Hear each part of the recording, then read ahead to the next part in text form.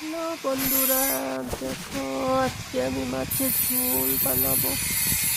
মাছের ঝোলের জন্য আজকে আমি কচু আলু কেটে নিয়েছি। দেখো এদিকে মাছটা লবণ হলুদ দিয়ে মেখে নিয়েছি। এদিকে কড়াইটা বসে দিয়েছি, এখানে তেল দিয়ে দিলাম। তেলটা দিয়ে এখন আস্তে করে মাছটা ছেড়ে দিব। দেখো মাছটা একটা একটা করে ছেড়ে দিয়েছি। মাছটা ভাজা হয়ে গেলে এদিকে লঙ্কাটা বেটে নিব। লঙ্কা বাটা হয়ে গেছে, এদিকে মাছটা ভাজা হয়ে গেছে। তারপরে মাছের ঝোলের জন্য দেখো জিরাটা ভেজে নিয়েছি। জিরাটা ভাজা জিরা দিয়ে আমি রাঁধি। এদিকে জিরা সম্বাদ দিলাম, এদিকে এখন কচু আলুটা দিয়ে দিব। কচু আলুটা দিয়ে দিছি, দেখো সুন্দর করে ভাজা ভাজা হয়ে গেছে।